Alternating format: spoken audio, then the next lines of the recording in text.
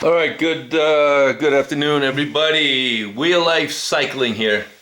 All right, so you have Ergo Carbon shoes, and they're old.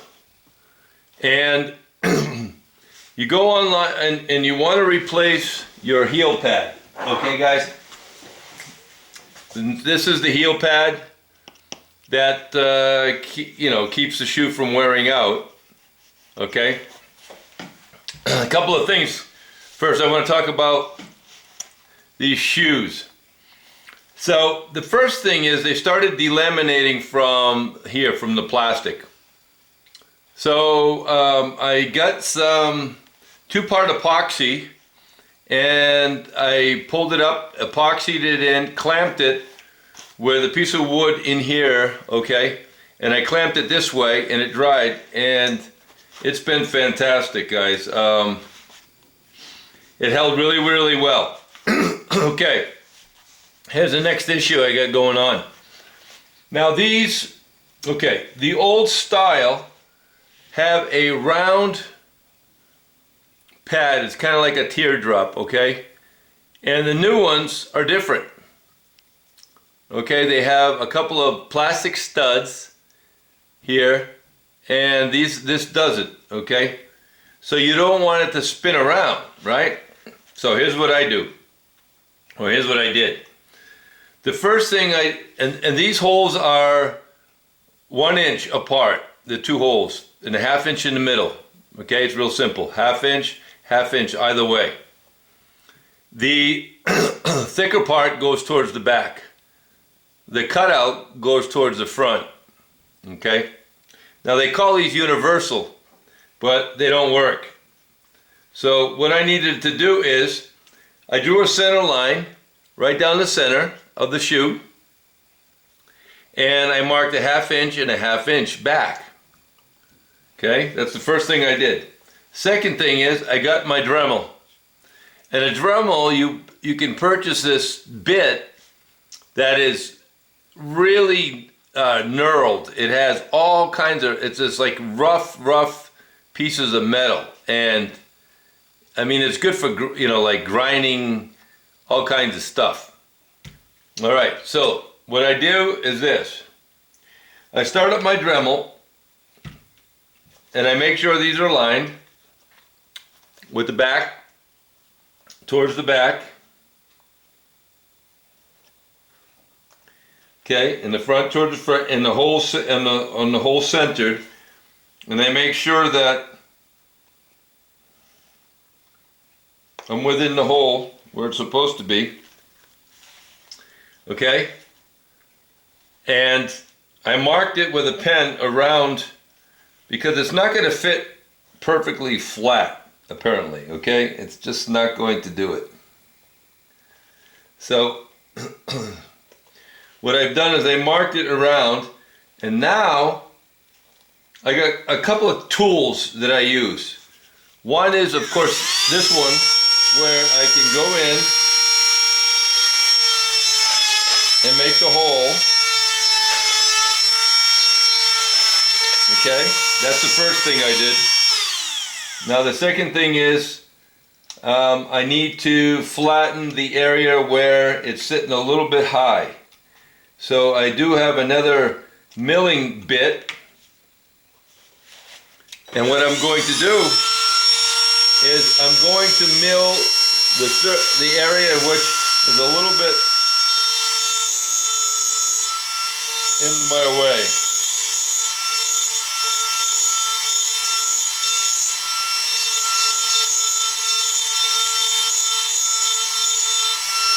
There, and on this side over here.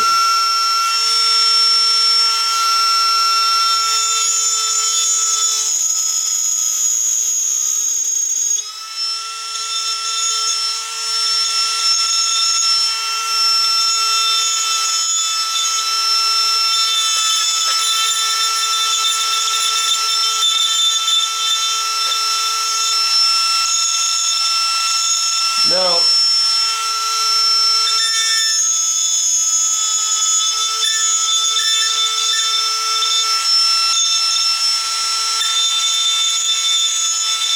all right.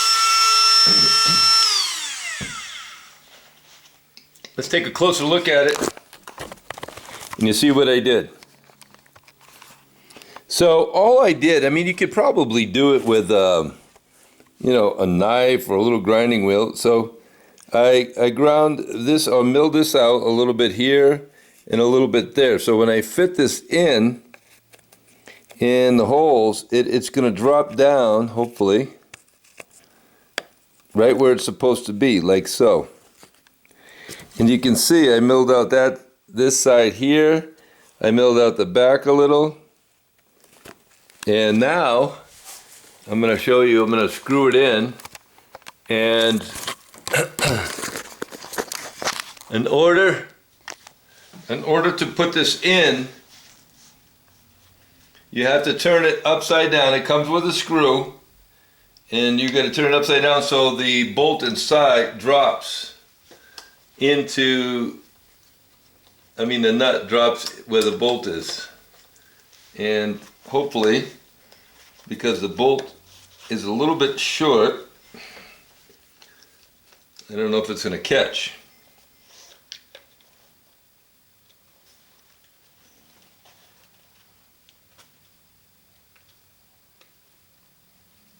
Actually, the hole is a little bit too small, so let me open it up just a little bit.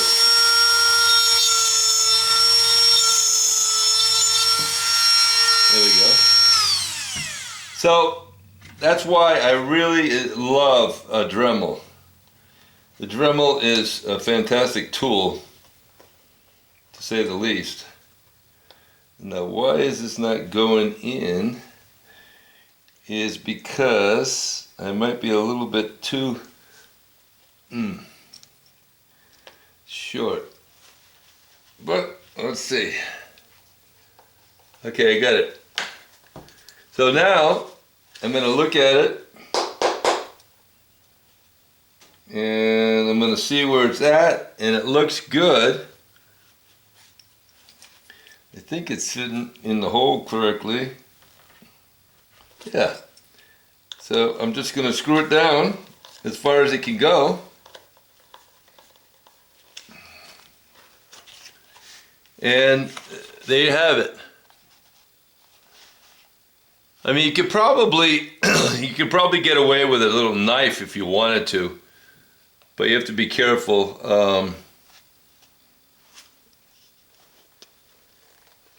Looks like this back. Well, I mean, this is fine. It's going to hold. What they do is just lock it from moving side to side, okay? And it looks like I got it, guys. So that's a tip for putting these new, they call them, they say it fits all of them, and I disagree. It's not universal at all. So I got this one done already, and it's screwed all the way. And I got this one here, and that's screwed all the way. So in the future, it looks like I cannot get the old style, which are the basically an egg shape, if you will, or rounded any longer. They used to fit right in there, custom made, and so that's how you do it. And now I can walk on the ground and not ruin my shoe any longer. So that's the tip I got for real life cycling, guys. Real life cycling here. And putting the heel pads, which you can get online just about anywhere, and this is an old, like 10, 15, maybe 20-year-old, fantastic shoes, Sidi Ergo1 Carbon, and they work super well. I really enjoy these shoes. I think they're good. I put some new cleats on last week. Actually, these are, wow, like this is like 20 years old. And so I oil them up from time to time and soften them and keep them nice. And if you do that, they'll last you a long time, as you can tell. These are like $350 shoes. So this is the part number from Sidi, from Bike Nash Bar. I got these 10909 0000000, 6 zeros. And this is a CD 2-plug heel pad, CC and M3, whatever that means. But they said it's universal. But hogwash, it's not universal. And I made it work fine. Thanks for watching Wheel Life Cycling. And that's the tip for today. Enjoy your day, everybody. And if you don't have a Dremel, go out and get a Dremel. These things are fantastic. I've done so many projects with these Dremels. It's amazing. Battery operated. You can go anywhere. You can do locks on doors. You can do all kinds of stuff. Thanks for watching. Wheel Life Cycling, guys. God bless. Take care.